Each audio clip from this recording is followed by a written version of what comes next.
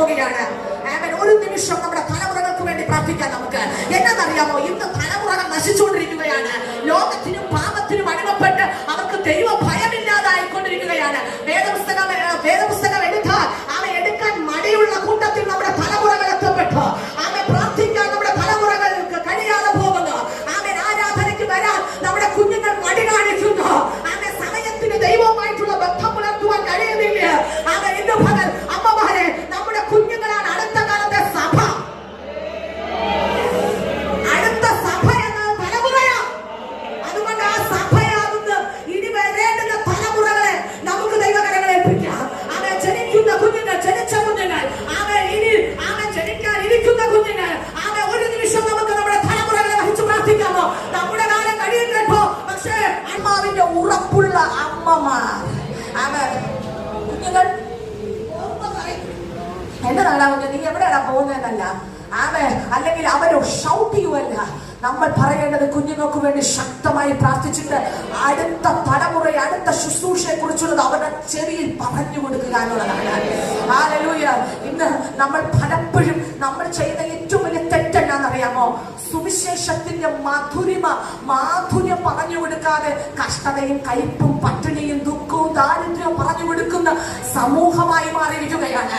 അമ്മമാരെ, ആന്റിമാരെ, ഈ പകൽ പറയുന്നു, നമ്മൾ പറഞ്ഞു കൊടുക്കേണ്ടുന്ന കഥ പണ്ടത്തെ അമ്മുമ്മ കഥ മാത്രമല്ല. പറഞ്ഞു കൊടുക്കേണ്ടത് തേൻകട്ടേക്കാളും മധുരമേറിയ ദൈവസ്നേഹവും ദൈവവചനത്തെയും അവരുടെ ചെവിയിൽ പറഞ്ഞു കൊടുക്കാൻ തയ്യാറാണ്. മനുഷ്യന്റെ പദ്ധതി വിജയിക്കത്തില്ല. നമ്മുടെ കഷ്ടതയും കയ്പും പറയണ്ട, പട്ടിണി പറയണ്ട, വരും വഴി അവരത് മനസ്സിലാക്കേണ്ടതാണ്.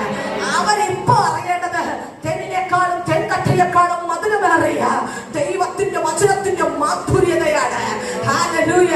ഞാനിങ്ങനെ കഴിഞ്ഞ ദിവസം വായിച്ചു വന്നപ്പോ മനസ്സിലാക്കി ചിരിച്ചു സന്തോഷിച്ചതാണ്, പരിഹസിച്ചതല്ല, സന്തോഷിച്ചൊരു കാര്യമാണ്.